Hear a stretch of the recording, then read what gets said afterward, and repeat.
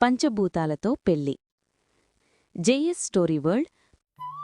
కృష్ణ తన భార్య సునీత పిల్లలు లేరని బాధపడడంతో తన స్నేహితుడు మంత్రాలయ సహాయంతో చేసిన పని ఏంటో తెలుసుకోవాలంటే ఈ పూర్తి కథను చూడండి. ఇది చాలా ఏళ్ల క్రిందటి కథ.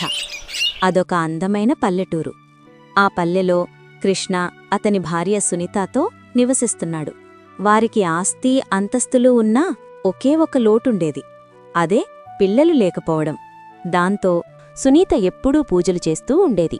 ఒకరోజు భర్త కృష్ణతో ఇలా అంటుంది. ఏవండి, మనకి పెళ్ళయి 10 ఏళ్లైనా సంతానం లేరు. మనింట్లో పిల్లల నవ్వుల్లేవు, బుజ్జిబుజ్జి అడుగులు, తియ్యని మాటలు లేవు, పసికందుల ఏడుపుల్లేవు అని అంటూ చాలా బాధపడుతుంది సునీత. ఎందుకే దిగులు పడతావు? నువ్వు పూజించే ఆ పరమశివుడు మనల్ని కనుకరిస్తాడు, బాధపడకు అని భార్యకు సర్ది చెప్పుతూ తనను ప్రేమగా దగ్గరికి తీసుకుంటాడు కృష్ణ. ఒకరోజు కృష్ణ పొలంలో పనిచేస్తూ ఉండగా తనకి ఒక అందమైన ఆకర్షణీయమైన ఎలుక కనబడుతుంది. దాన్ని చూడగానే, ఈ చిన్న ఎలుకేంటి ఇంత అందంగా ఆకర్షణీయంగా ఉందేంటి? దీన్ని చూడగానే మనసు ప్రశాంతంగా అనిపిస్తోంది. ఇది ఆ దేవుడే మా బాధను చూడలేక నా సునీత కోసమే పంపించినట్టున్నాడు. ఆ ఎలుకను తన స్నేహితుడైన మంత్రాలయ్య దగ్గరకు తీసుకువెళ్తాడు. మంత్రాలయ్య, దీన్ని చూడగానే నాకెందుకో ఆ భగవంతుడు పంపాడనిపించిందిరా. దీన్నొక పాపలా మార్చగలవా? అరే కృష్ణ, నేను నీ బాధను చాలా సంవత్సరాలుగా చూస్తున్నాను. కాబట్టి నా శక్తులన్నీ ఉపయోగించి ఈ ఎలుకను పాపగా మారుస్తాను. అలా మంత్రాలయ్య ఆ ఎలుకను పాపగా మారుస్తాడు. ఆ పాపను తీసుకుని ఇంటికి వస్తాడు కృష్ణ. యాండి, ఈ పాపెవరు? మన ఇంటికి ఎందుకు తీసుకువచ్చారు? అని అనగానే జరిగింది మొత్తం చెబుతాడు కృష్ణ. ఆ పాప సునీతా దంపతులని అమ్మ, నాన్న అని పిలవడంతో చాలా సంతోషపడతారు. ఆ పాపకు వారు చిట్టి అని పేరు పెడతారు. కాని చిట్టి ప్రవర్తన కొంచెం భిన్నంగా ఉండేవి. ఆమె ఇంట్లో ప్లాస్టిక్ వైర్లు, సామాన్లు, పెన్సిళ్ళు కొరుకుతూ ఉండేది. ఎప్పుడూ వినాయకుల్లికి పూజలు చేసేది. చిట్టి వినాయక చవితి నవరాత్రుల్లో ఇంటికే వచ్చేది కాదు.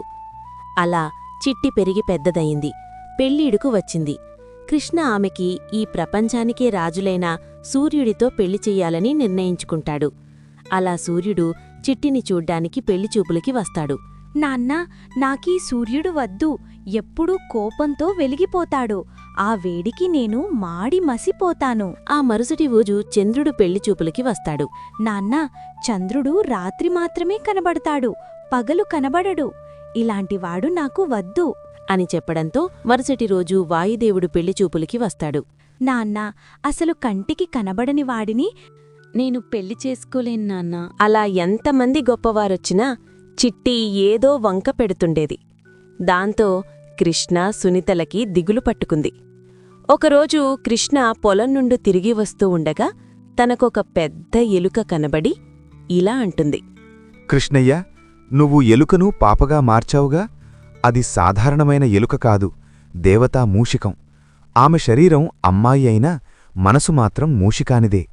మీకు ఆమె మనసులో మాట చెబితే బాధపడతారని చెప్పడం లేదు. నేను మీ చిట్టి చిన్నప్పటి నుండి ఒకరినొకరం ఇష్టపడ్డాం. తను భూలోకానికి విహారానికి వచ్చి ప్రమాదవశాత్తు గాయాలపడటంతో ఆమె ఇక్కడే ఉండిపోవాల్సి వచ్చింది.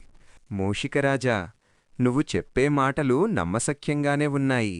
కాని ఇప్పుడు చిట్టి అందమైన ఆడపిల్లలాగా ఉంది, మీరేమో ఇలా ఉన్నారు. కృష్ణయ్య, నేను దేవతామూషికాన్ని. నేను మనిషిగా మారగలను. మారి చిట్టిని పెళ్లి చేసుకుంటాను. మనిషిగా మారిన మూషికరాజు మహాదేవుని తీసుకొని ఇంటికి చేరుకుంటాడు. కృష్ణ మహాదేవుని చూసి చిట్టి చాలా సంతోషపడుతుంది. తనతో పెళ్లికి ఒప్పుకుంటుంది. అలా కొద్ది రోజులోనే వారి పెళ్లి జరుగుతుంది. అప్పుడు సువిత, ఏవండి, మీరు తన శరీరాన్ని మాత్రమే మార్చగలిగారు, కాని తన మనసు మాత్రం మార్చలేకపోయారు. చివరికి వారి జాతితోనే కలిసిపోయింది మన చిట్టి. చిట్టి మహాదేవ్ను ఒప్పించి భూలోకంలో తన తల్లిదండ్రులతో పాటు నివసిస్తారు చిట్టి దంపతులు. దాంతో సునీత, కృష్ణలో ఆనందపడతారు.